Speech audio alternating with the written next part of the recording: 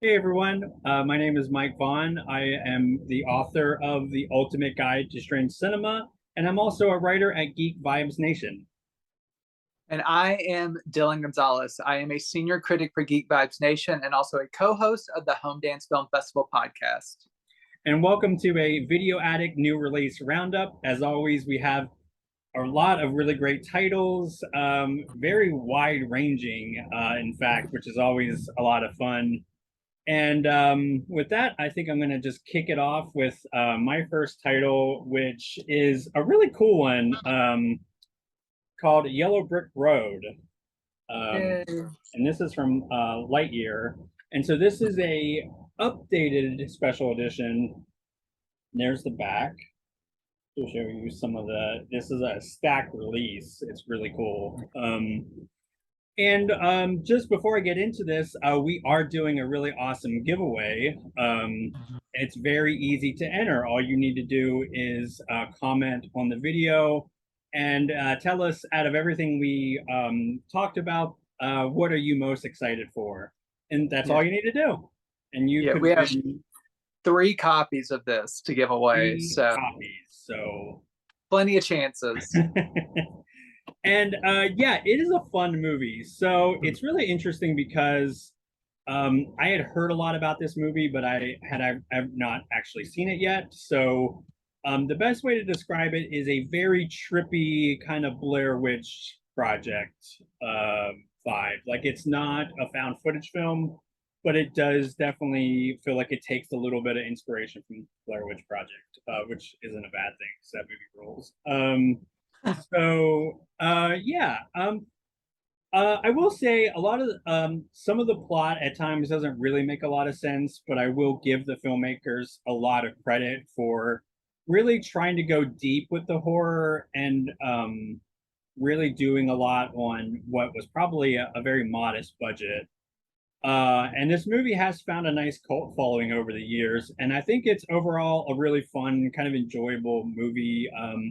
I was really particularly impressed with some of the practical effects, which again, made on a budget, but really decent looking. I will say that like I've seen much bigger budgeted films that don't really look as good as this film. So I do appreciate the fact that um, the filmmakers really put a lot of like care into the presentation. So yeah, it's a pretty cool little creepy film. Is it perfect? No. There are times when I think again the plot doesn't make a little bit of sense at times, but I still enjoyed it. I just thought it was a really interesting kind of spin on like a Blair Witch sort of formula.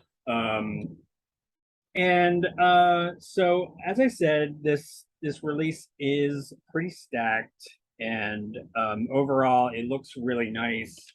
Now I am going to be talking to the director very shortly, Andy Minton, and he can hopefully tell me what the updated version of this is. I know you talked a little bit about it, and I guess maybe some of the maybe special effects were a little bit tweaked. It maybe got the Lucas treatment, as it were.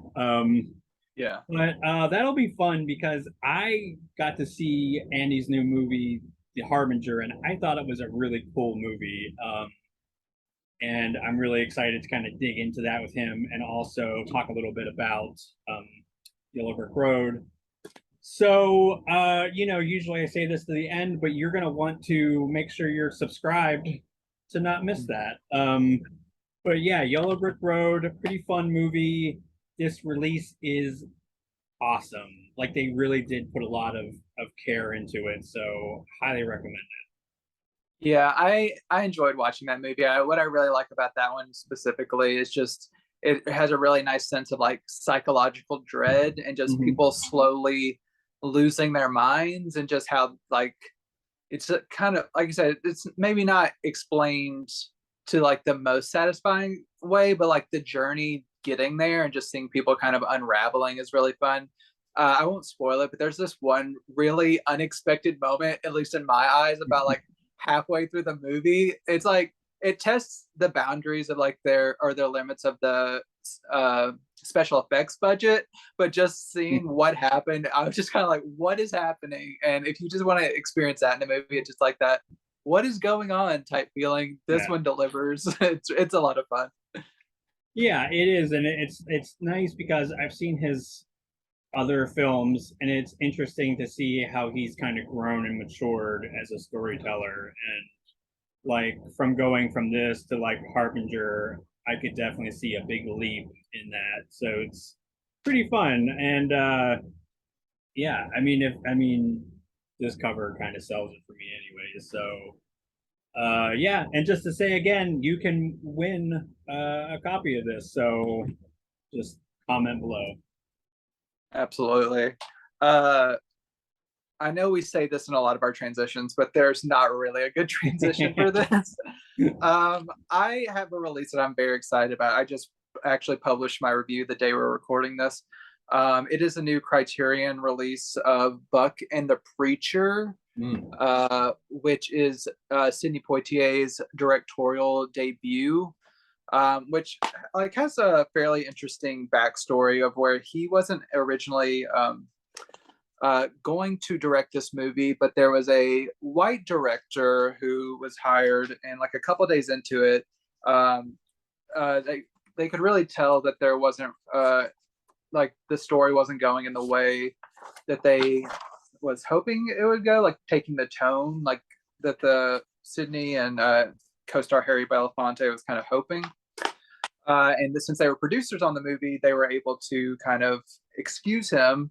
And Sidney jumped in for a temporary basis, but then he just never ended up being replaced. And he kind of just took control and just made this his directorial debut. And it's a really good directorial debut, and one that I really like, especially because at least in the studio system, like the big studio system, there are not, especially at this time, there were not a lot of like black like focused westerns.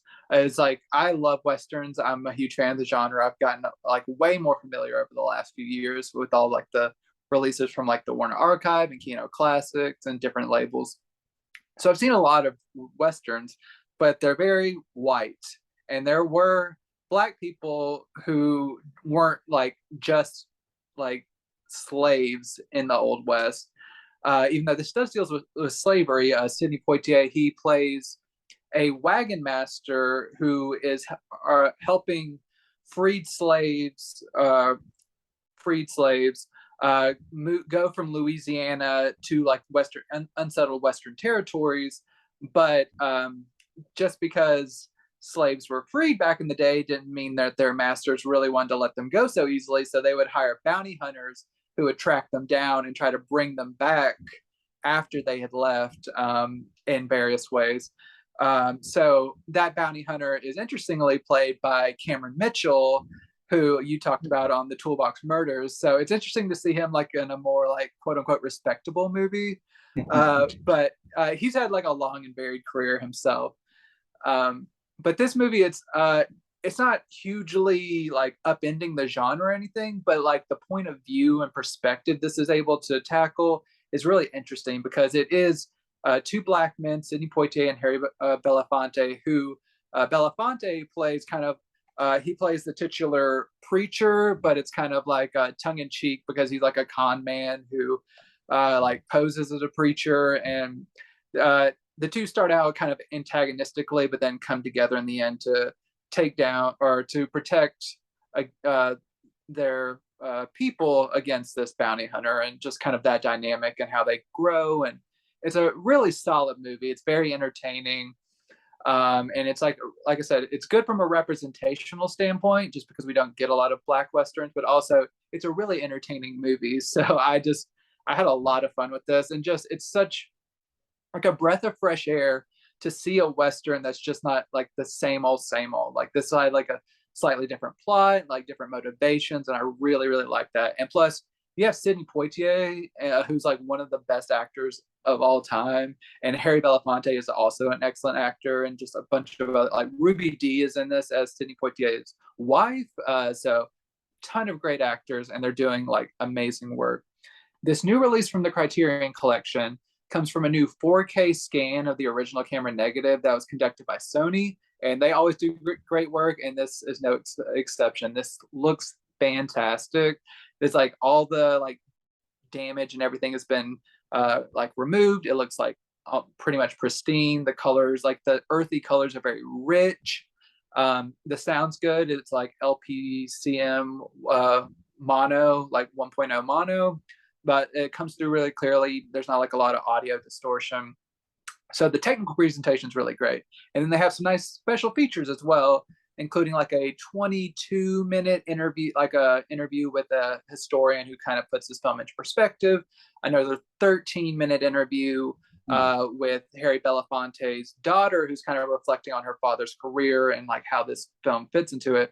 And then there's 3 archival special features that are really interesting. There are 3 interviews with Poitier and Harry Belafonte. One on this show called Soul, which is more of like a Black focused show from the 60s or early 70s, around the time this was coming out, 72. And then there's another kind of brief interview with them, but then there's a whole like 63-minute episode of the Dick Cavett show where they're both on. And like talk shows are so much different now than they used to be. Like Harry is there throughout the whole time, and like Sydney comes in through about halfway, but it's just like the extensive conversation they are able to have with Dick Cavett, and like it's not just like promoting the movie, they're just talking about issues and like different like philosophies and everything. It's so fascinating. So if you're a special features nerd like I think we are, there's some really good stuff on here. I like people, whenever the August Criterion slate was announced, they were kind of like, oh, this is a little bit weak, which I didn't agree with. But if you're sleeping on this film, don't. This is really, really great, especially like it's Sidney Poitier's directorial debut. That's something you want to pay attention to. This is like a landmark film within his career for many different ways. So I highly recommend this. Nice. Yeah, that's awesome. That's something that kind of wasn't on my radar, but definitely like I'm more than sold. I don't know if this is, I guess maybe not the most horrible transition. This is very different, but also a Western, and that is the Frisco Kid. Yes. And I have to say that I probably like yelled like out loud when I saw that this was coming to Blu-ray, because this is one of those movies that has always had such a huge reputation for like everybody wanted it on Blu-ray, and how it never really got an amazing release.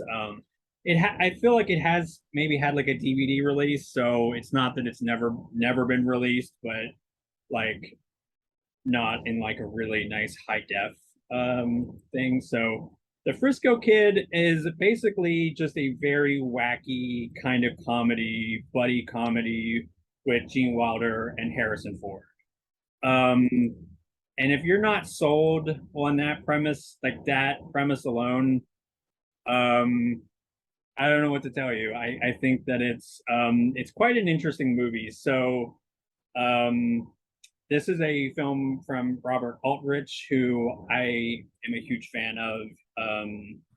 He's probably best remembered for directing the movie Whatever Happened to Baby Jane, but he's done like so many classic movies.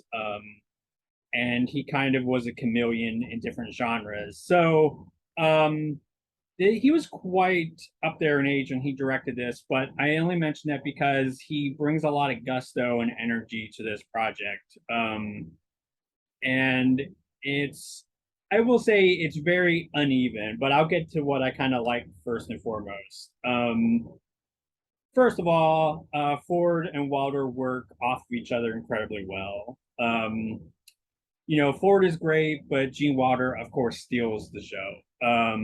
There's a really great scene. Have you seen this? Yes, I have. Oh, the scene that I kind of love is when they're like, it's fairly at the beginning of the film where like they kind of swap like swear words. Do you remember what I'm talking about? Like, yeah, like the Yiddish um, swear words and stuff. uh-huh. Yeah. And I think that just sets, I mentioned that as like that scene because I feel like it kind of sets the tone, but also like the dynamic between the two. Mhm. And there's a really interesting, fun little musical number between Wilder and a Native American tribe. Um, your mileage may vary with that, as far as like how sensitively that's handled, but I thought it was a really fun scene. And yeah, I will say, if I'm being honest, the movie is maybe overly long. I didn't think that it really needed to be like like it's like just shy of like 2 hours long. And I will say that like the pacing is maybe a little bit awkward at times. Like there's scenes where I enjoyed them, but I think you don't necessarily need them. It could have been like a much tighter film. I think like easily 20 or 30 minutes could have been trimmed just to kind of like get to the meat of the action. Um, Mhm. but yeah, it's a good time, and this print looks incredible. It really does. So a lot of it is like outdoor shots, and I mean it just looks breathtaking. Like it's kind of hard to believe this was what 79 in 79, and yeah, the colors are crisp and clean. There's not a lot of like grain or scratches. Warner Archive always kind of brings their A game when it comes to this kind of stuff. I set them at a very high level and they never disappoint. Like I know that I guess in September they're re-releasing King Kong, which I am so Mhm. excited for, and I'm sure that's going to look amazing. But yeah, this looks spectacular. I was a little disappointed that they don't have any features, but I was just happy that it's on Blu-ray and it looks great. So I'll take that. Mhm. But yeah, it's a fun enough movie. I wouldn't say it's a classic. I would say it's kind of a fun romp, but would it be something that I would revisit like I would like Blazing Saddles or like Young Frankenstein? Probably not, but it's a good time. Yeah, I was actually going to comment on that. I think if people go into this movie, I think they should know that it's not, it is a comedy, but it is not a comedy in the same way that Blazing Saddles is a comedy. It's more, Mhm. there's more like, it tries to balance more drama with it. I think that's kind of like Aldridge's doing, and also what Wilder wanted to accomplish. I think whenever I was like reading about this movie, this is like a really like uh, important movie in like certain circles because like it's Jewish representation because you don't get a lot of like Jewish representation in westerns. Also, like I just said, that like black westerns weren't that prolific. There's not also like a lot of like Jewish centered tales, and this like really does a good job of like telling like a Jewish centered tale because he is a Jew who has come to America and is trying to make his way across the West, and like it's like culture shock, and like it's really interesting, like, and well made. It's just there are some more like dramatic moments than there are in more of like a slapsticky Blazing Saddles type way. Yeah, no, that's an excellent point, and it definitely like it doesn't feel jarring tonally like the drama and the comedy. I think that that's where you have somebody like Aldrich that like was such a legend in the field. I think he kind of could balance those two very opposite sort of things and make it feel cohesive. So yeah, I definitely think that I, I I do appreciate, as you said, like the Jewish culture that was fused into the Western. And yeah, like I think that it is very charming. Like if I had to sum this movie up, that would definitely, it seems like a cop out, but I mean it definitely is a fun, engaging, charming movie. And it does have some very like serious drama, but it never gets to the point where it's bleak and it feels Right. oppressive. It always knows exactly that line, to balance that entertainment, but also give you some kind of um, cultural perspective on like the different kind of like not only with like the Jewish culture, but also a little bit with like Native American stuff, which again is like handled. It's very debatable how like sensitive that's handled, but I think overall it was nice because they weren't the villains. They actually are humanized quite a bit, which I at least appreciate that like baseline. So yeah, I I had fun overall, but like I said, it's something that like I wish it was just maybe tightened up a little bit more, and I think I probably would Yeah. have liked it more. Yeah, I think I said as much in my review for the site. I completely agree. It could have lost at least a good 20 to 30 minutes. So I'm right there with you.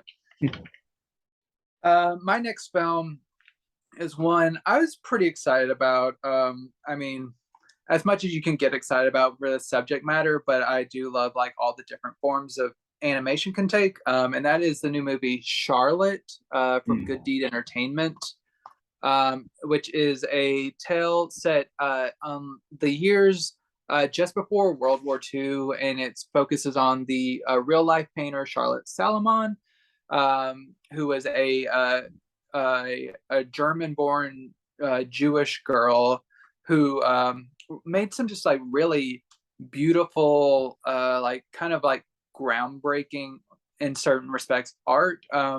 And this kind of like, of course, a Jew in pre-World War II in Germany. It kind of takes kind of the expected arc where she is a young girl and the Nazi uprising is like burgeoning and bubbling, and she's starting to feel unsafe, and just kind of how she is trying to exist in Germany, but then has to kind of leave her parents to flee Germany to find like safety elsewhere, and kind of how her life turns out from there.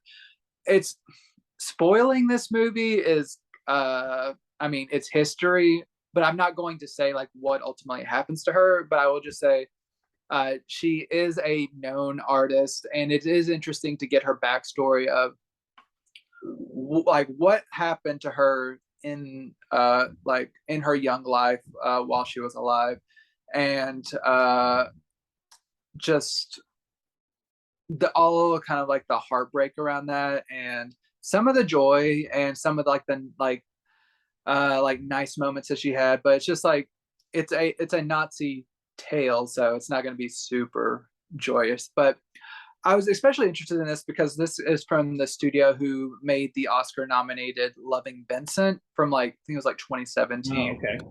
Yeah, so it has like a really nice, it's not like a super crisp like perfect animation, but it's like a really like solidly animated film. You can kind of see some of the stills back here at got to have like some stylized animation. And in this version, Keira Knightley voices Charlotte. So she's kind of like, this isn't, this is like, it plays as a narrative. It's not like a animated documentary. This does play out like a narrative. So there's like a story beat. And so it's not like a narrator reflecting on stuff. This is Keira playing Charlotte as a young woman. I was very like moved by the movie. The animation is really nice and beautiful. It's really like pretty short. It's 92 minutes, so it's not like a really taxing watch where you're just like, "Ooh, I better strap in for like 2.5 hours." It's like even like the like tougher moments that like you have to experience, it's not like it's gonna like draw them out too much or really like burden you. It's just it's a really sensitively told tale that's like has moments of joy and moments of heartbreak. So overall, I did really enjoy this movie, and Keira Knightley does a really good job with the vocal performance. One thing I do want to note, why I said this version, is I did learn that there is a French dub of the movie. with Marion Cotillard voicing Charlotte in that version. But that is not included in this. There's only the English language version with Keira Knightley. So just know that going in. If you heard that Marion Cotillard is associated with this project, that is not included on this. There are some brief interviews and like behind the scenes featurettes with some of like the creatives, but it's not like packed with special features. But there's like a handful of things to like help flesh out the disc overall. The animation like looks great on Blu-ray. There's not like any like banding or anything like that. All the colors are really bright and vibrant. There no like black crush and like the dark like nighttime scenes.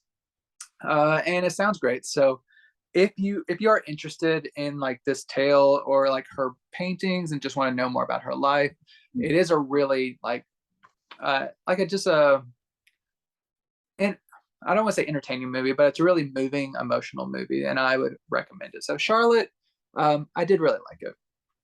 Yeah, no, that sounds great. Once again, it was something that wasn't necessarily on my radar, but like, that sounds really fascinating. And, I like art and art culture and history. So that sounds like all of that,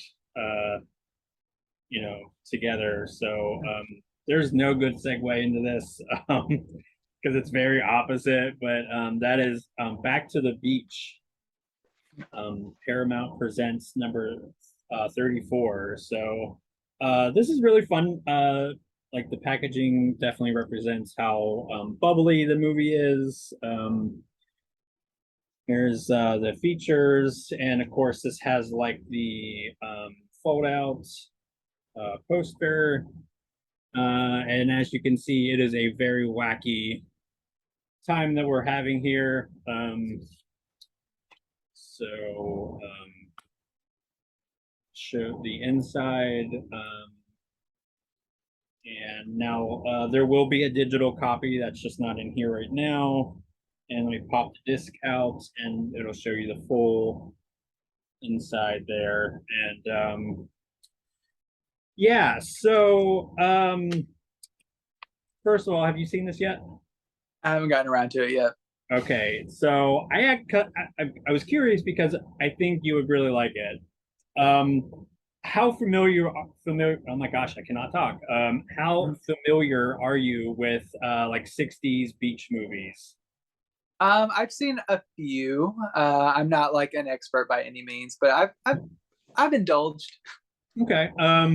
So I think like the you don't necessarily I don't think you necessarily need to see a lot of those movies, but it certainly does help. You will get a lot of the jokes. This is certainly a this was like made for boomers for sure, which isn't a bad thing. But it does kind of bombard you with references. It's kind of funny because Annette Brunicelli, am I saying that right? Brunicelli. Sorry Yeah. if I'm butchering that name. She's basically playing like a version of herself. Like it kind of cleverly starts with the son in the movie like saying like, this is my parents. They were famous at one time. My mom was a former Mouseketeer, and like all of that's true. Like, and then she was in a lot of these like beach movies, and she kind of always played the good girl. And then Frankie Avalon, of course, is like so famous for the beach movies, and he doesn't have a character name. And it's interesting because so I was curious about this, and I did a little bit of homework. Just to dig a little deeper. And apparently, it was a rights issue with using his own name because it was a different studio than the beach movies. That doesn't make sense to me, but that's just what I read. I don't know. But essentially, he's kind of playing a version of Frankie Avalon, the former like beach idol. Yeah. And there are really fun like callbacks to their movie days. Like there's a scene where like she's like, well, like a character is kind of like saying that she should maybe like um how do I want to say this nicely? Like maybe be a little bit promiscuous or maybe make her husband jealous. Yeah, And just she's flirty, like, huh? flirty. Yeah, that's perfect. That's a perfect way to put it. So Yeah, she's like, should I be the bad girl? She's like, I always wanted to play the bad girl. yeah. And I thought that was so fun because of course it's like a nod to her character, her archetype that she usually would play. Hmm. Um, and then there's a lot there. I mean, this is like a cameo a go-go. There's so many different like cameos and references. Bob Denver seems to be playing Gilligan. I don't think probably rights wise they could say he was playing Gilligan, but he's referencing his character. Like he's a bartender, and at one point he's like, "Yeah," he's like, "You think you have problems? I was on an island with two babes, and we couldn't do anything." Um, it's like, Yeah.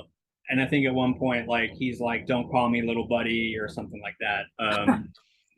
And then what's kind of funny though is so this is very much a 60s time capsule, but it's so 80s that almost 40 years later, it's also like an 80s nostalgia movie.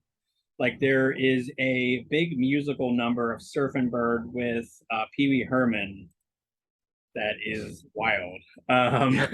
Like it's really something. So it's fun.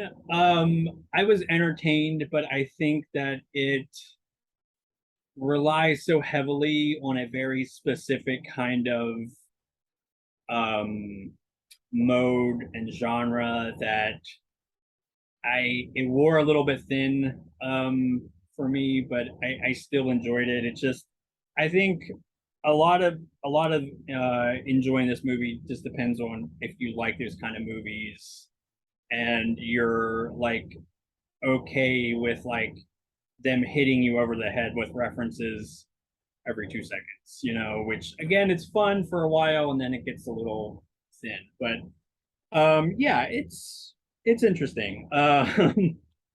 This is kind of great because this does have a new interview with the director, and it's always nice that these editions look really great, but then they try to give you a little something extra to entice you to get the home video release, and that's always really nice. That was like a really fun little mini interview. And yeah, so it's a great release. Again, it looks fantastic. It's one of those movies that definitely has a huge cult following, and I think that um, hopefully this will like find an even bigger following because I think it was fun. I just don't know if it was something that I would watch a lot of. All right. I'll have to report back because you said that you think I'll like it, so Yeah. we'll see. I have kind of almost like the perfect companion because it is also a 1980s movie. Oh, actually, this is 1990, so just out of the 80s, but still kind of having that feeling. It is Don't Tell Her It's Me with Steve Guttenberg. Oh wow. Um, also, alternatively titled The Boyfriend School. It also has a Shelley Long, Kyle MacLachlan, and Jamie Gertz. So I know Jamie Gertz was like kind of the like dream woman of a lot of teens at this time. She was in the Lost Boys, wasn't she? If I'm not I mistaken. think so. I'm almost positive she was. So yeah, here's the opposite art with The Boyfriend School. Yes. This has such like high concept uh premise. Basically, and it's also kind of like kind of weird. It's a lot weird. It's kind of like one of those movies where it's like you need to see beyond like the surface level and stuff, but it goes in really weird directions. So Steve Guttenberg, he plays a cartoonist who he at the beginning of the movie he is like recovering from cancer. So he's been going through chemo. So he's like really like kind of like puffed up. He's like lost all of his hair, and he just like he looks like a person who's been battling cancer, but like kind of exaggerated, like for movie effect. But like it's Steve Gutenberg with like layers of like makeup and stuff. And his sister is a like a romance novelist, played by Shelley Long, and she's always trying to like get him to date and everything, and like live his life, even though like or like he's not dead, so like you're recovering, live your life, all that stuff. And Jamie Gertz is like a reporter who is like assigned to cover this convention where Shelley Long is like talking at, and they begin to talk. They become friends. She tries to hook Jamie Gertz up with her brother Steve Gutenberg. Whenever they first meet, he's kind of like himself, his normal self, and they just don't really hit it off. She doesn't really find that connection. And then Shelley Long gets the idea to like spruce him up and like make like him a character. So he gets into shape. He like grows his hair out after he like becomes better and like becomes like a tough guy, like biker dude, like leather jacket. He's like has a New Zealand accent. It's just a whole like thing. And then of course Jamie Gertz falls for this new version of him without realizing she's met him before. He was the guy that she had dinner with before. Hijinks ensue. So it's kind of like, if I think about it too much, it's kind of gross, but as just like a dumb high concept 80s comedy, it's fine. I think what the premise is not good, but what saves the movie, what it does is the performances. I do like Steve Gutenberg's not my favorite, but he does fine. I do really love Jamie Gertz and Shelley Long though. So like having them in this movie and like their comedic timing is pretty solid. Kyle MacLachlan's not really given enough to do. He's just kind of like a jerky potential love interest for Jamie Gertz that never really goes anywhere. He's just kind of thrown in. But if you do like the like 80s slash 1990 like kind of style of comedy, this is decent, but it's not like a classic by any means. But if you like the cast, I guess it's worth seeking out. It's kind of cringy, but a lot of stuff from that time was. So like, I'm not saying anything new. This particular release, it does come from a new 2K master that looks pretty solid. There's still a few specs here and there, but it's like you can tell it's been given a refresh. It sounds pretty good. The soundtrack comes through well, and there is the lone real special feature is like an alternate version of the opening with the alternate title of like the boyfriend school. So you can watch that clip, but other than that, there's not really much in the way of special features besides like a trailer. So if you're a fan of this type of comedy and you like the performers, check it out. If you think that premise sounds cringy, you're right, and you can just overlook it. So buyer beware, I guess. Yeah, that sounds interesting. I'm not a big Gutenberg fan. I know he's a very specific kind of has a very specific kind of following. Either you kind of dig what he does or not. But yeah, that does sound I feel like the alternate title sounds less creepy. Yeah, instead of "Don't tell her it's me." Yeah. Because I could see that being like a thriller type, like the name, like so since that was like you said that was like 1990. Yeah. So we're gonna stay in the 90s here, and we're gonna check out SeaQuest DSV. Um, and so here, check out the packaging a little more. Also, I forgot he's in this. That's kind of wild. Ted Raimi. Right. Yeah. Um, so here is a little more of the packaging, and this does like the gatefold thing here. And I will say it's kind of nice because there are some features So it's not just a dump of the series. I was very disappointed with like I Dream of Jeannie, with what they did with that. But yeah, so this was really nostalgic for me, and I'm sure it is for a lot of people, like who grew up in the '90s. This was basically like underwater Star Trek. Jason, or was it Jonathan Brandon, kind of plays like a Will Wheaton type character. And it features Darwin, the talking dolphin, which is amazing. I think we can all collectively appreciate that. So it was really interesting because revisiting this show was a lot of fun. All three seasons are very jarring because they like rotated cast a lot. There was a lot of like, there wasn't a lot of seamless sort of through lines throughout the entire series. And there's a video that I can link that talks a lot about the really troubled production from Joe Blow. Did a really good video. And so, yeah, apparently this was always a series that was clinging to life. Like it never was a huge hit. It was always on the verge of being canceled. There was a lot of new characters being added because nobody was sticking around.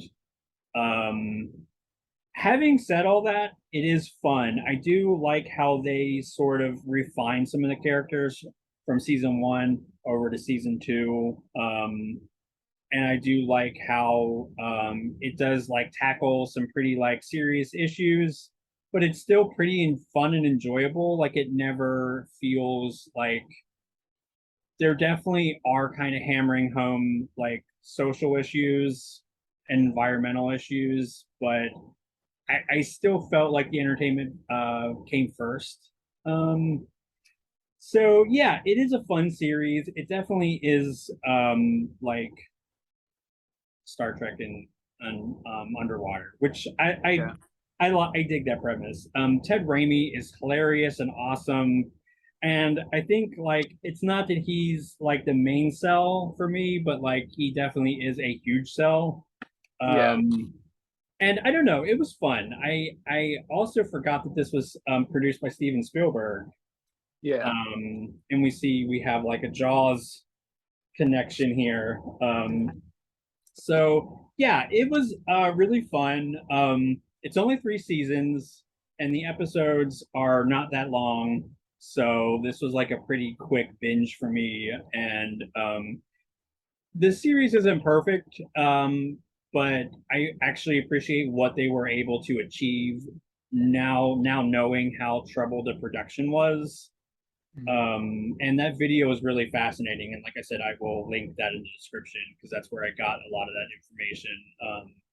But yeah, it evidently was a shit show. So that that they managed to produce something that was pretty entertaining was kind of a miracle. So I liked it. It also kind of blows my mind that the dolphin that they used was a puppet, Hmm. was not an actual dolphin.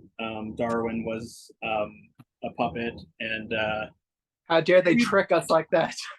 yeah, but it's just so impressive. I mean, I'm like, man, that is so cool because it like really looks um like a real dolphin. So this looks really good. I'm happy to report. This is from Universal, so I'm guessing that this was maybe sourced from like a new remaster from them. That is my guess. I don't know that for sure, but usually Mill Creek's been doing a really cool thing where they've just been sourcing from like previously like remastered sources, and I think that really serves them because I know like Mill Creek still has this stigma of not the highest quality. But again, I do like that there are new features. That was a lot of fun. I was very pleasantly surprised about that. And it's a nice package. Overall, I was very pleased with this. I liked it was definitely a nostalgia rush. I probably forgive it a little bit more because I did watch this as a kid. I wasn't a diehard fan, but I mean, I definitely did watch it. So that was just fun to revisit. And yeah, it holds up for the most part, especially again, knowing that it was a disaster behind the scenes. Yeah. You know what this release really reminds me of? It was a couple months back, but you talked about the Magnum PI collection that Mill Creek Mhm. put out, which was also Universal like sanctioned release, and it had some good new special features, and I really enjoyed reviewing that one. So I think this one, like, I've always been interested in checking out this series, even like if you are saying that there were some creative issues. I am interested, and I'm glad that if I do want to check this out, it's now available on Blu-ray. So Yeah. yeah. Yeah, I think it's very it's like pretty reasonable. I'm like looking up um like on Amazon. Yeah, it's like right now it's like $50, but you know they do give you a lot of bang for your money, and that'll probably even go down more. So that's like yeah, very reasonable. I mean, it's a 10 disc set, so you are getting a lot for that. So yeah, it's really good. I mean, that is a great comparison because it is kind of like the Magnum PI set that wasn't like stacked, but I mean, it did have some nice features and it was looked really great. So Yeah, anytime Mill Creek even attempts a little bit with their special features, you just got to be like, good job. You try it. Like, you yeah, normally no, don't, so good job. yeah, I mean, I will say that like when they do put forth the effort, I mean, it's like solid stuff. Like that hammer set that they did, awesome. Um, there was when they did the Inner Sanctum movies, again, they didn't half-ass it, and that was a superb release. So Mhm. more of that, please. And Mill Creek, if you're working with Universal so much, I'm going to need you to release a complete series of Psych.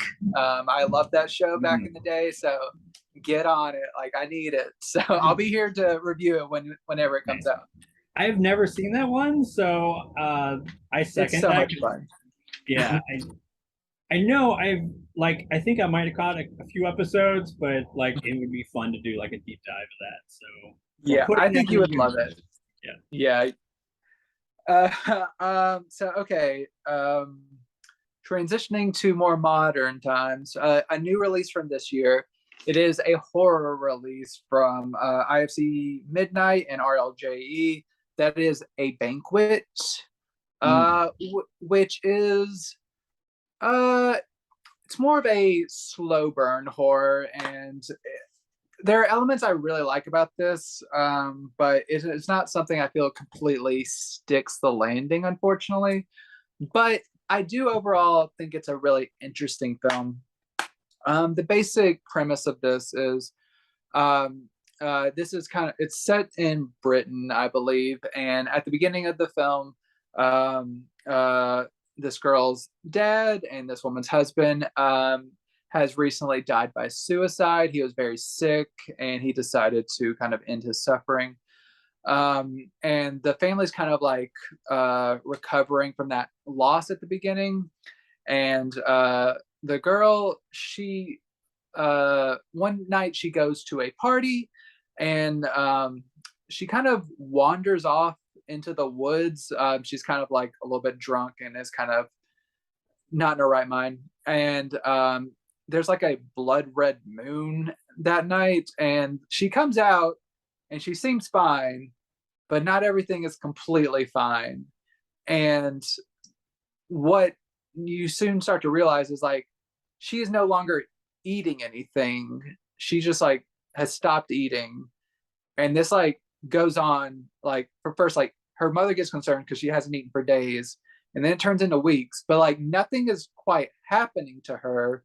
Like she's in like good health, but she's just not eating. And she's kind of like sometimes kind of like blank out and like zone out and kind of like start rambling and like kind of saying odd things that concerns her mom. And of course, if your child's not eating, you're very like, what the hell's going on type of thing. So it's kind of like that unsteady tension of like what is going on, and like the mother is dealing with like recently having lost her husband, so she's like very protective of her daughter because she doesn't want to lose anyone else. And then there's also a younger sister who's kind of caught in the crosshairs of her mother caring for her older sister and her not getting like any attention from her mother because she's so concerned for her older sister.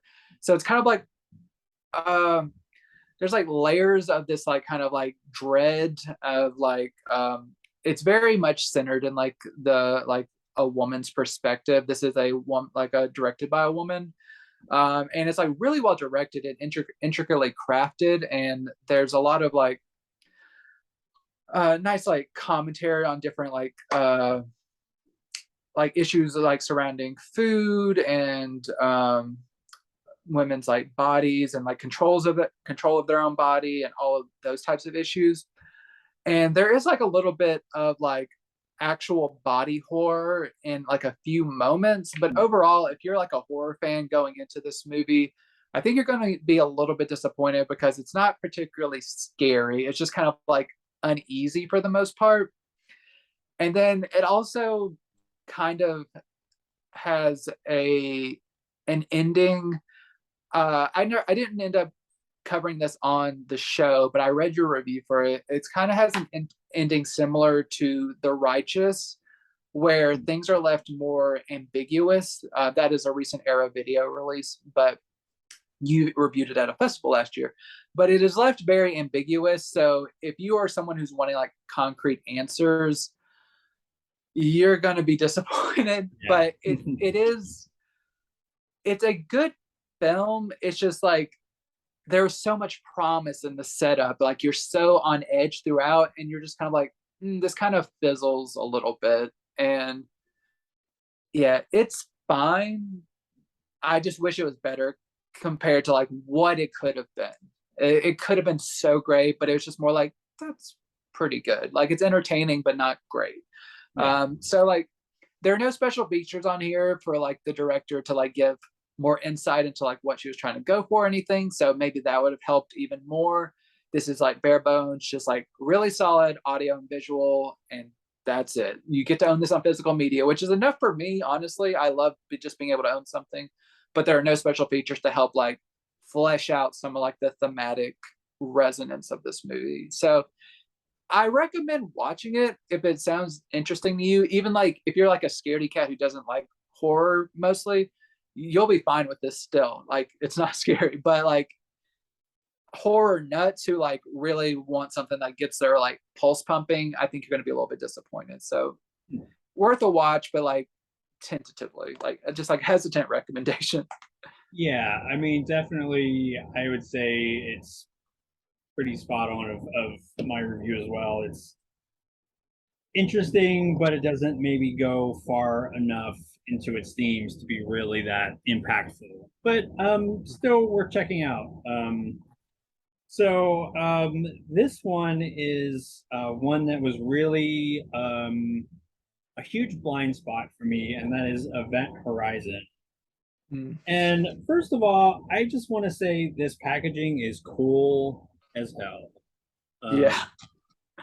And the slipcover thing. And I also want to just say real quick that Paramount is also doing something similar with The Ring. Oh shit. And yeah, so like they also have like The Ring is going to be re-released in a similar setup. But yeah, this is showing this off a little bit. That is the inside. This also does have a digital copy that's not in there right now. And yeah, so it was really interesting because a bunch of my friends are like, oh my gosh, you haven't seen this movie before. I want to hear your thoughts.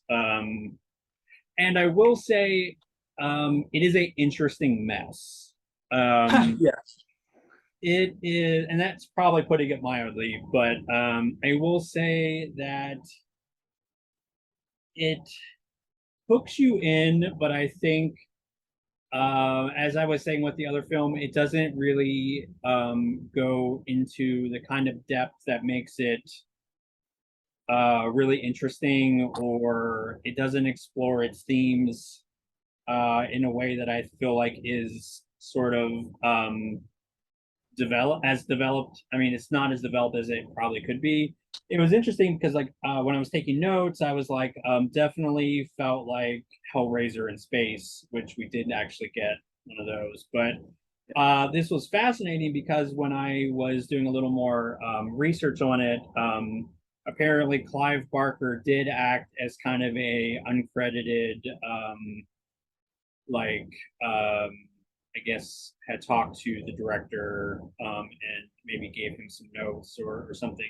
But it very much felt like Hellraiser in space more than the actual Hellraiser in space that we did end up getting Bloodline. And this also like takes a lot of inspiration. I will say inspiration from Solaris, that excellent foreign film.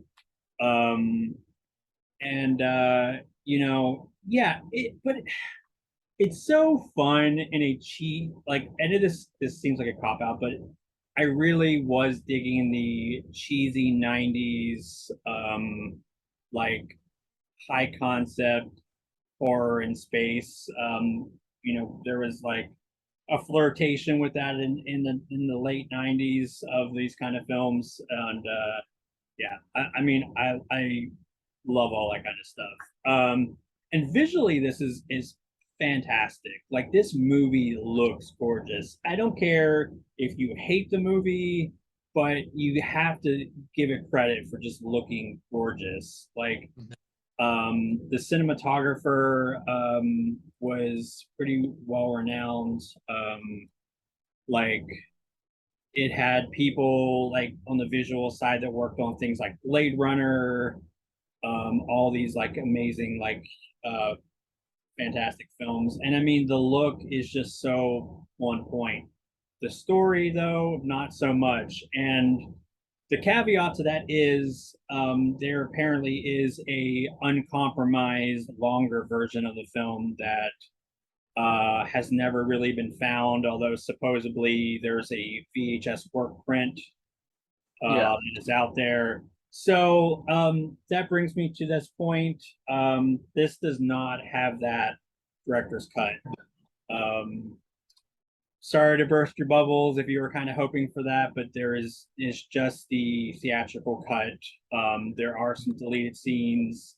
Um, Actually, I went back to make sure this is correct, but this has the same features as the Scream Factory release, the collector's edition. Um, that is like identical. It has all the But features. it has a lot of them, not all of them. Oh, it doesn't have all. Okay. No, Sorry. there's because I actually that's what I was going to get, like the Screen Oh, Factory release that I reviewed. There's just a few, like it has a lot of, like most of them, especially like the like over hour long making of and stuff. There are just a mhm. few new interviews with like some of like the like production designers and stuff. So I was just gonna say, like, if you're a special features nut, there's like 3 or 4 exclusive interviews on the Oh, Screen okay. Factory edition. Okay. But like, if you just want like kind of like the simple, like really in-depth special features, like there's like I said, over an hour long making of. This one will do you really well, and it looks and sounds like Yeah. better, or at least looks a lot better. But like, if you're a special features nut, the Screen Factory that came out last year Yeah. is has some good interviews, but like this it's not bare bones by any means.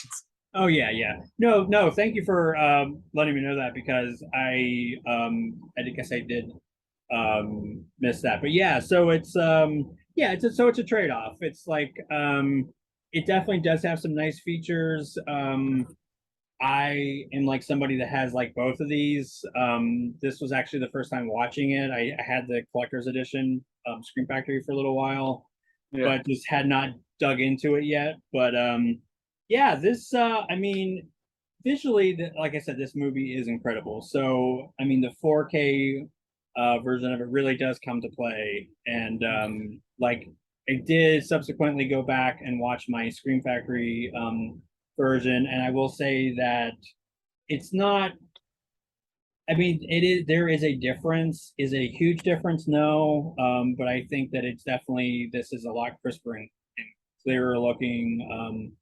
I mean, this is such a it is not a bright and colorful and cheerful movie, like, but you do get a lot of the like details in the 4K release. So if you want it looking and sounding its best, with still a lot of features, I Hmm. mean, this is like the total package. And speaking of package, that is so cool. I love that. Yeah. And as I say, Paramount is doing something similar with The Ring, which I think will be in October. A lot of great stuff coming in October, but yeah. So I enjoyed. I mean, I definitely enjoyed seeing this. I would even say I would probably rewatch it again. I just wish that, like, I don't know, like characters just feel very flat, and it's not as engrossing or as interesting as I think it could have been. But I do like it. Yeah, I'm so mad that Paramount like cut it down from its original version. Like I would kill to see what that Yeah, original version looked like because I'm sure it would have been better. But it's yeah. just one of those like mythic things that you want to see and you're so mad you can't see. Yeah, no, it's interesting because this has a very huge fan base. Like, I believe this movie wasn't a huge hit upon the initial release, but it did so well on home video, and fans like really rallied behind this movie. And it's like I hear conflicting things. Like I said, I hear that there is a work print VHS, but there's not the time nor money to actually like um, put it out in like a not crappy looking version of it. But I Yeah. think fans would even just like, even just to see like a really compromised but still complete version of it, I think would be better than none. But you know, maybe Yeah, someday. but this release it's still really great, especially Mhm. like it's not a night and day difference from the Scream Factory version, but if you have the old Paramount Blu-ray, it is a night and day Yeah. difference because that was an atrocious Blu-ray. So this is a huge upgrade if you have that one, especially. Speaking of upgrades, there is a new Kino Classics Blu-ray of Electra Glide in blue, which Electra Glide is like the type, the I think the model of the Harley Davidson that police officers were issued. And this has a slip cover, and underneath here the same cover, and then there is reversible cover art. So here and you can kind of get a sense like this is stars Robert Blake, and you can kind of get a sense of his character, which it makes sense that he's like a little smaller than everyone, and I'll kind of get into that. But first, I'll just say this previously was released by Shout Factory, I think back in like 2013. I do not have that release to compare, but this new release is from a new 4K restoration or new 4K master, and it looks really good. I was very impressed by how this looked throughout. There's not really any damage left. The colors, it takes place primarily in like kind of like a desert setting in Arizona. So uh, there's like a lot of earthy colors that come through really nice and like saturation and everything. And it sounds really nice as well. And also, I guess while I'm talking about the disc itself, it carries over the Shout Factory special features, which were like an audio commentary, and I think there was like there was an introduction from the director. That those two are carried over. Plus, is a new audio commentary, plus two new interviews, and just like some theatrical trailers and TV spots and everything. So Kino Classics really like loaded this up with like nice special features and like made it look like the best it has yet. So the film itself is actually pretty interesting.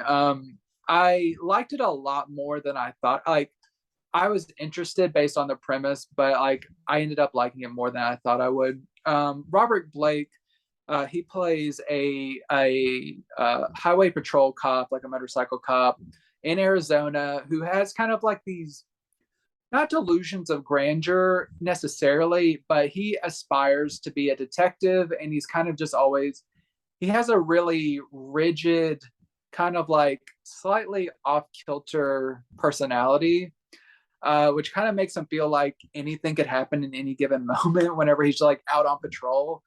Uh, like I said, I showed the picture where he's like smaller than everyone else, so he kind of has like that little man complex where he's like has to prove himself, and he's like acting larger than life all the time. But how he kind of factors into this story is he comes across a body that uh, it appears to be like a shotgun suicide, but it is not in a normal place where you would see a suicide like a shotgun suicide. So he believes it to be a homicide and kind of like goes on this kind of trail of investigating this case. And at the same time, he is kind of he's hoping this will be his chance to prove himself to be like worthy of being a detective. So he's trying to prove himself with this case. At the same time, he is like in the midst of like this kind of like police department where it's like a clash between like the cops and like the hippies, and like he's trying to also reckon with his place within this police force because he doesn't really approve of some of like the like methods of like his fellow police officers, but he also like it's more than anything in this earth he wants to be like a detective and be a police officer. So it's like these conflicting ideals within himself, and how this evolves and ultimately resolves is like shocking seems like a little bit of an overstatement, but it really like took me by surprise of like where this story ultimately ends up. And like I was kind of like so I was surprised that the studio had the balls to end it how it does, which kind of like elevates the movie overall for me. This is just a really solid kind of blend of like crime drama, but also a little bit of like kind of like dark comedy, and then like psychological examination of this character as well. And it's just like a really good mixture that worked way better than I expected it to for me. It's a really kind of unique movie that I otherwise would have passed on if Kino like hadn't released it in new. I probably wouldn't have sought it out. I would have probably like, oh, that's just kind of like a 1973 police action movie that I don't really need to seek out. But now that it came to me and like it's a new release, I was like, I'll check this out, and I really liked it. Yeah. I think you would like it too. I would recommend you check it out. It's like a really it has an identity that a lot of crime dramas do not have. So I just like that it's like distinct, at least. Like love it or hate it, it has like a sense of like identity that I really, really enjoyed. So Electra Glide and Blue, I recommend it just for the experience. Nice. Yeah, that sounds really interesting. It almost sort of sounds a little like, do you remember that movie Observe and Report? Yes, yeah. That Like how that one's more of a straight like a darker comedy, but like yeah. that's along the lines of what we're talking about. Okay, yeah, because it was funny because like when you were describing that, I was like I kind of was thinking of that movie. And yeah, like I've always thought of that movie as like if they did Taxi Driver as a dark comedy. Yeah. But Yes. yeah, That's a great comparison. Good shout out. Yeah. yeah, no, that's cool. Definitely will check that out. So I've always have these films that I really get excited to cover because they're not super mainstream, but I feel like they're very much worth people checking out and seeking out. And that this one is Neptune Frost. And here's the back features there. So this movie was made in Rwanda, and it is a to say this movie is strange, I don't even think does it just like any kind of justice. Have you seen this? You've seen this, right? Mhm. Yeah. Wow. It is freaking wild. it was interesting because I was reading how some people kind of compared it to like Liquid Sky, this like really weird like underground film. And I'm like, yeah, I can totally see that.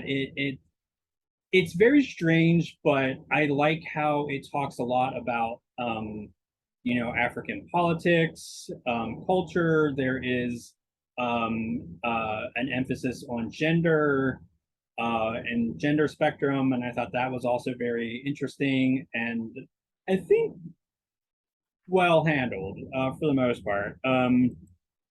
And yeah, it is just such a weird, wild, but what I like is, and let me know what you think, but I don't really like movies that are just weird to be weird. I think that this movie is strange, but it really has a lot of things to say.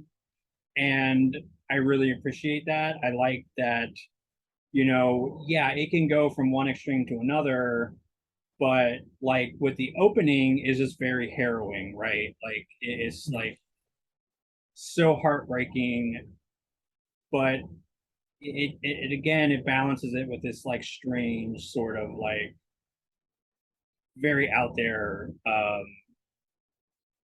I, yeah it's just really wild. It really just it's one of those movies that like I almost need to watch it again because it there's just so much thrown at you. But again, I feel like it does have a very urgent message. So what do you think? Like I appreciated the fact that it was weird, but again, like it had so much really cool things to say. So it wasn't like just like I'm being edgy and weird, you know what I mean? Yeah, I would almost echo what I was just saying about Electra Glide and Blue, where it this film has such a sense of identity and like confidence in identity of like what it wants to be. It it is very strange and like ethereal, and like this has like a really strong relation to music because like the director comes from music. So the way like it's co-directed, but the way like Saul Williams and the other director, I forget her name, I apologize, but the way they kind of it's kind of like an ocean wave. You're kind of just like flowing along with this movie, and it's just kind of like weaving in and out, and it's just kind of like dreamy and like it's not like a traditional musical, but it's it's like I said, it's a very strange movie, but it's very confident in its strangeness. It's not just throwing stuff in the wall. It just seems like it's very intentional. Every single movement is intentional, I feel. And like I do feel that maybe its themes get a little out ahead of them, Mm. but I think it's like a very strong, like it's an audacious effort, and I really respect the hell out of that. Yeah, and I love how the movie doesn't start out, it starts out very normal. Like it doesn't like hit you over the head with that right away. Um like um it starts out where they like put one of the main characters in like essentially is like a work camp. And like it's so hard again it's so heartbreaking, but then you kind of get all this kind of strangeness, as you say, it kind of goes in waves. And yeah, I loved it. It's definitely one that I need to watch it again because again, there's so much to take in. There's like it does have a lot of like things to talk about. I was really impressed like that they were talking about gender and gender spectrum, and you don't really see that a lot. Especially like in a film made in Rwanda. So I think that is so cool.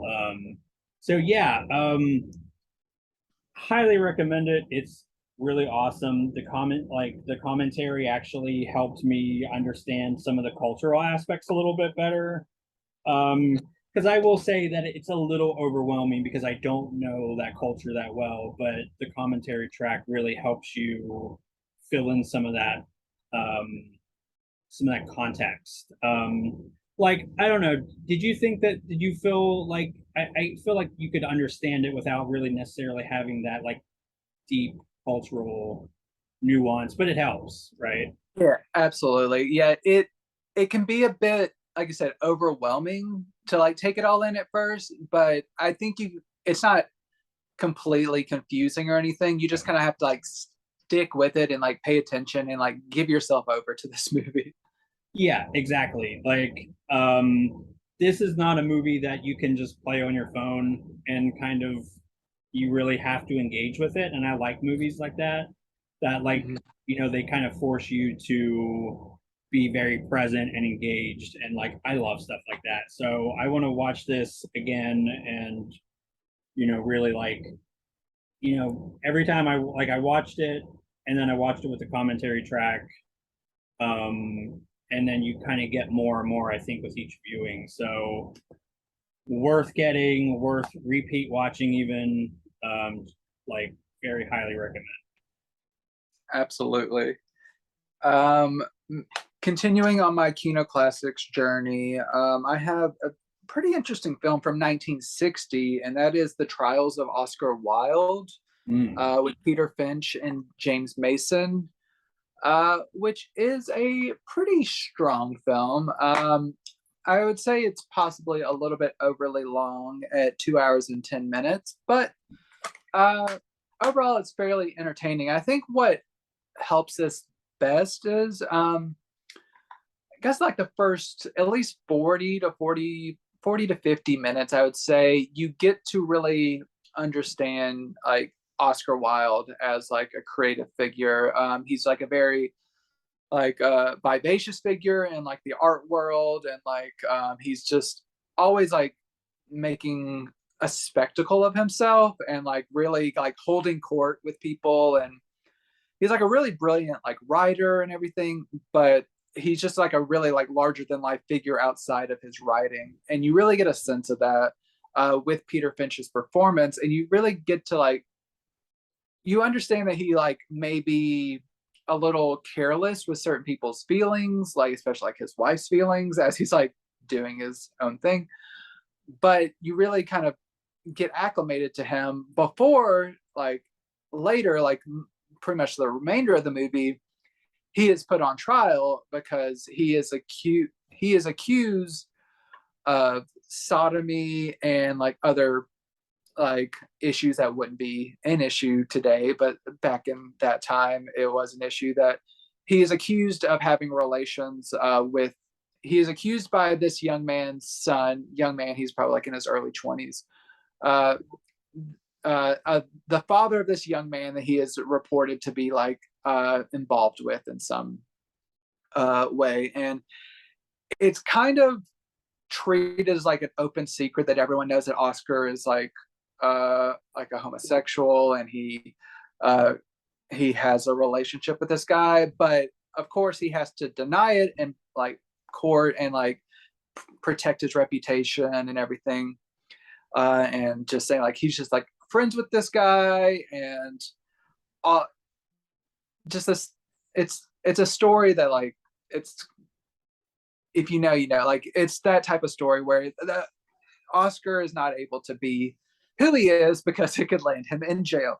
And so it's just kind of, I love like a courtroom drama. And this is a really colorful one, like personality wise, because Oscar is a colorful personality. And he is often treating the process flippantly until it gets down to the fact that like, no, you might end up in jail, man. So like you need to like figure out what you're wanting to do. And it does get pretty dramatic at points whenever he is like backed into a corner and figuring out what he wants to do, what he wants to say, how he handles being on this side of like the public's attention. Like he's always been like a really positive like party figure, and now people are calling him names. They're like meeting him with derision, all of that type of stuff. So it's kind of like that whole story of his life and kind of what happened to him.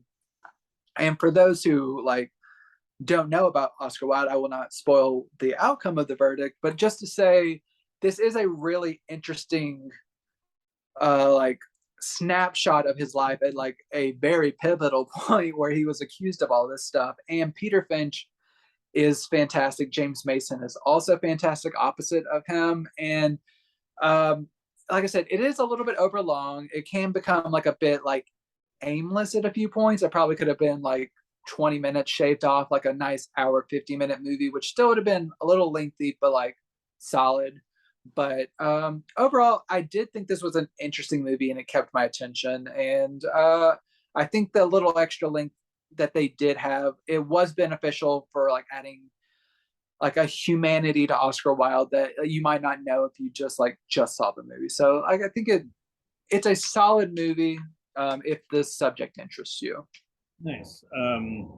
Yeah, no, that sounds great. It sounds probably very depressing at times, Yeah. knowing the outcome. Didn't Stephen Fry play Oscar Wilde? I think like he did it pretty spectacularly. I believe so. Was that in like the 80s maybe? Yeah, Or yeah. but like yeah, he was kind of great in that. Well, he's great in everything, but Yeah. yeah, I'm looking at what it was called.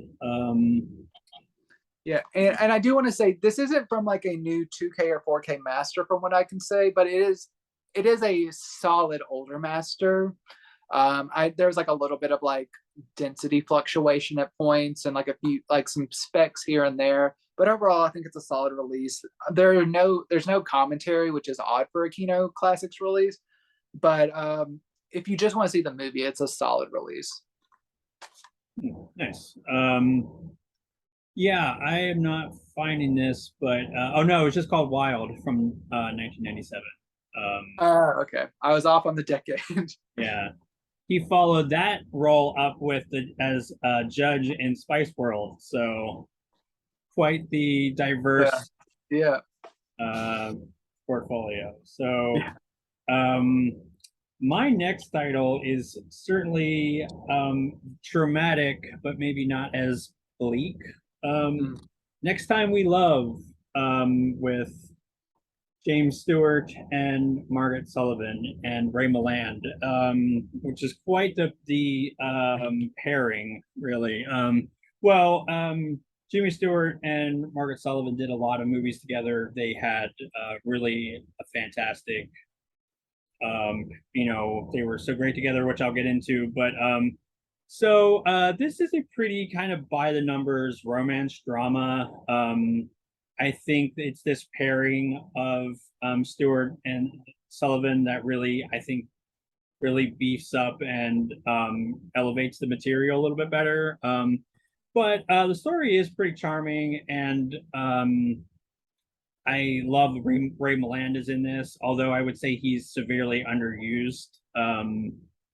Like this was 1936, so this was like I believe this was like post Oscar winning Ray Milland for The Lost Weekend.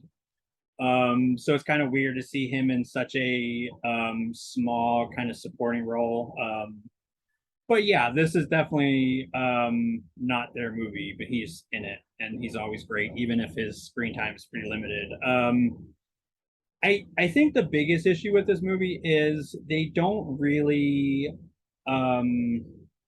showcase this relationship enough to make it feel impactful with like how it ends, and I never feel like it's set up enough where it feels organic and real. Therefore, I won't spoil the ending, but I feel like it would have made it more impactful. But it is an enjoyable enough movie. It's very breezy, charming. It has a lot of melodrama, but it's not.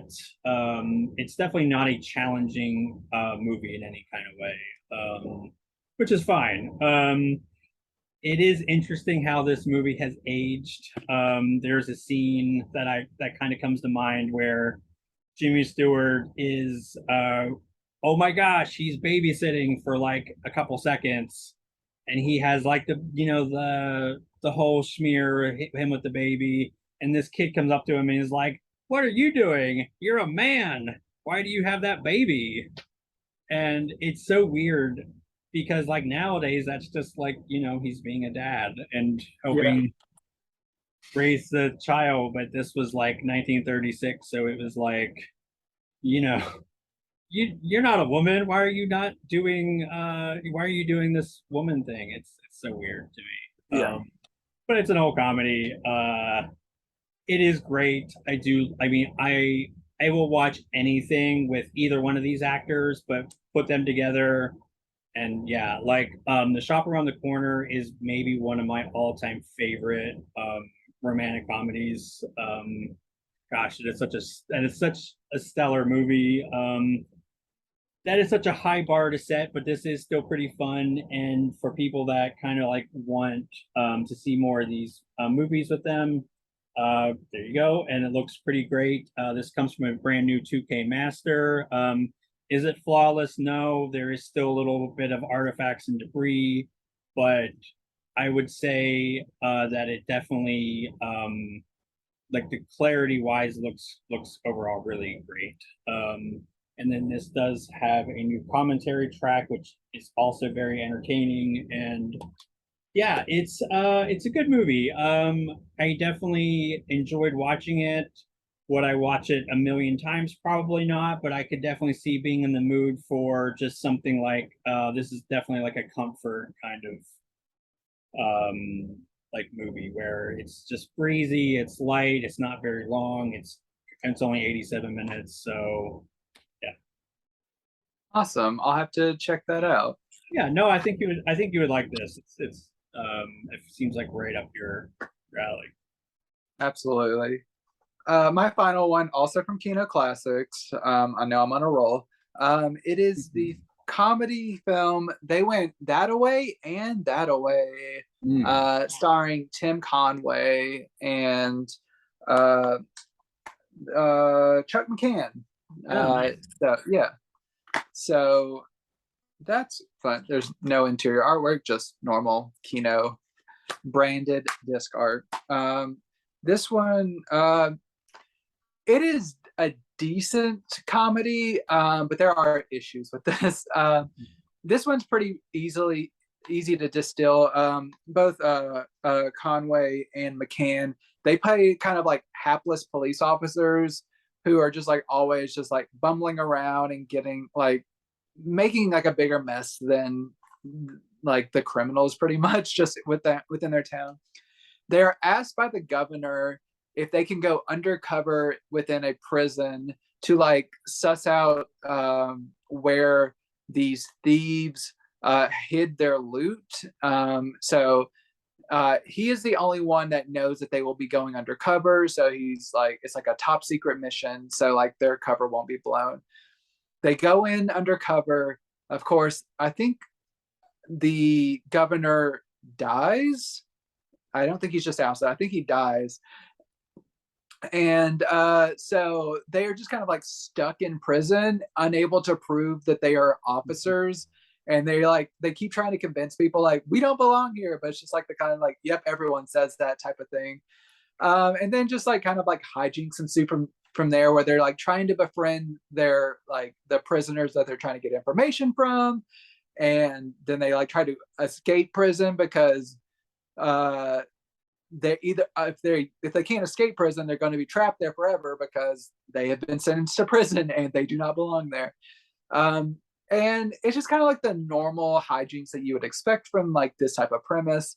I do want to note there are some like cringeworthy elements within this one, as you might expect from a 1978 comedy.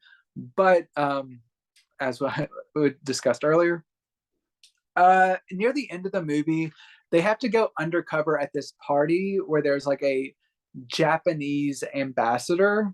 Ooh, yeah. Yeah, and in order to do this, they have to dress up as Japanese people. So there's like kimonos and like different. It's just there's accents and you just don't want to think about it. And also, so like there's like the cross-dressing element and also the Japanese like caricature aspect. This is a small part of the movie, but it is definitely like a part of the movie. And I was just like, yikes whenever I saw that pop up. I was like, yeah, this is definitely a dated comedy. This is what people found funny back in the day. But other than that, it's kind of just like harmless, dumb comedy of just these two cops completely misunderstanding the assignment, not just bumbling around and misinterpreting things. It's stupid comedy, but it's like good for a laugh. But just know that there are some dated comedic elements within this one. Once again, there is no commentary on this. There's just a theatrical trailer. So back to back, just weirdly bare bones Kino Classics titles. And also this one, not a new scan. It's a like perfectly serviceable older scan. There's not too much in the way of like blatant damage, but there's like specks and like nicks throughout. And like some like colors, like a little bit like desaturated and like just a little like it's not as crisp as it could be with the new master, but for this film, it's acceptable. And like if you like Tim Conway or Chuck McCann, there's that. And yeah, it's fine. It's not like it's probably one of the weakest ones I talk about this week, but it's all right. So they went that away and that away. Yeah, no, I would probably watch that just for the leads. It's kind of it was such a shame. I actually was supposed to interview Chuck McCann, and then he unfortunately passed away. Uh-huh. But he is definitely an idol of mine. I love his movies. I love his like. I love like even though like sometimes I have to be in the mood for very broad comedy. Like he always like kind of got me in that mood. Like so that's And you might like this. You might yeah. like it.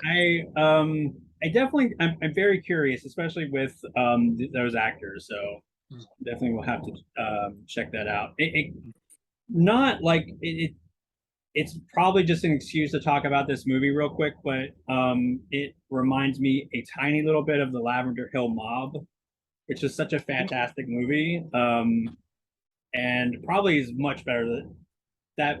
Lavender Hill Mob is probably a much better movie, but I want an excuse to talk about that movie because it's amazing. Yeah. Have you seen that one?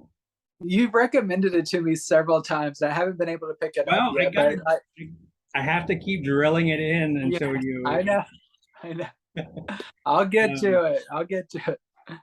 Well, my gentle audience, we will hold him to that, and hopefully, maybe we can reconvene and have a whole episode about that. No, so my last or last movie is Little Man, What Now? It's such a odd title, and the movie is kind of equally odd. It starts out with this really weird like disclaimer at the beginning where it's like it's a very vague. Have you seen this one? Mm-hmm. Okay, so you know what I'm talking about. Like it's like uh it's this thing supposedly it's this quote supposedly from Carl Lemley, which is most definitely not, but it really doesn't like tell you what it's talking about. It's like so vague. So I would say that this is like a morality play about workers and workers' rights. Although again, I don't know if you can back me up on this, but it still seemed like I wasn't really sure what it was really trying to say. Like I appreciated that it was like talking about like workers' rights, and there was like a guy literally on his soapbox talking about workers' rights, and our main hero is this like underdog, and he's like doing everything he can for his wife. And there is like this heartbreaking scene where he has to kind of make his quota, and he's like trying to convince this like actor to like buy something from him. And I'm not recalling the actor's name, but he kind of seemed like an amalgamation of like maybe like all those like 20s and 30s actors like summed up in this one character. And it's such a heartbreaking, pitiful scene, and it's like you just really like bleed for this character. But like I don't know, I think that its message didn't come across, I think, as maybe clearly as it could have, but I did enjoy like the melodrama. It definitely, I mean, it's kind of weird because just from like these pictures, I was kind of thinking it was like a gangster movie. Yeah. I mean, because out of context, right? Like that's just Yeah. I don't know, but it was interesting. I I don't know if it would be something I would watch over and over again. Margaret O'Sullivan is obviously in this one. And I love her. I would watch anything she did. The commentary is really entertaining. It actually helped me. I appreciate it a little bit more upon like rewatch. So interesting, not very long. This one just is just a little over an hour and a half. So what did you think? Like, do you think that the message like was maybe as like Yeah, I got what they were going for, at least in terms of like kind of like a social consciousness film, like especially with the older couple who were like struggling in the park with the man trying to like feed his starving wife, and just like how like what their fate ends up being, and just kind of like, I think it's just trying to garner sympathy for like your fellow man, and like I said, workers' rights. And yeah, I think it's just like more of like a broader social issues film of just being sympathetic. And yeah, that's kind of what I got yeah. from it. I think it kind of breaks the cardinal rule of entertainment first, message later. That's like something that kind of I'm very broadly paraphrasing Roger Corman there, but Yeah. it's fine to have a message with your movie. That's great. But I don't know. It seemed like it had this much message and then this much entertainment. It's fine though. Yeah, it leaned heavy. It had a heavy pour on the message for sure. But yeah, and listen, like it's fascinating from like viewing it now and looking at like culturally, historically, what was kind of going on and what was like relevant, urgent at the time. So, Mhm. from that perspective, it is very interesting. And it's a good movie. It's like out of these two, though, I would easily watch this again. Like, I'm Yeah. not saying that this is a bad film. It is really interesting. Um, I just happen to think I think I like Next Time We Love a little bit more. So Yeah, and like you said, like I'm a big Margaret Sullivan fan as well. So like I would have to pick up both of them if I didn't already have the one. But like she just elevates most movies she's in for me.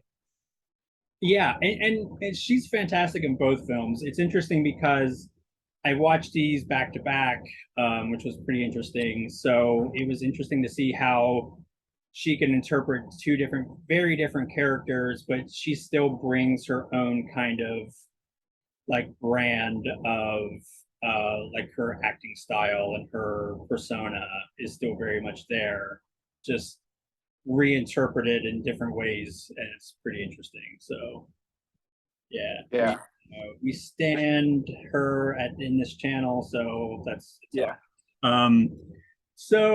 yeah, I guess that's wrapping everything up. And I will also just mention again, we are doing a giveaway for this really yay, awesome little movie. And look, it is stacked.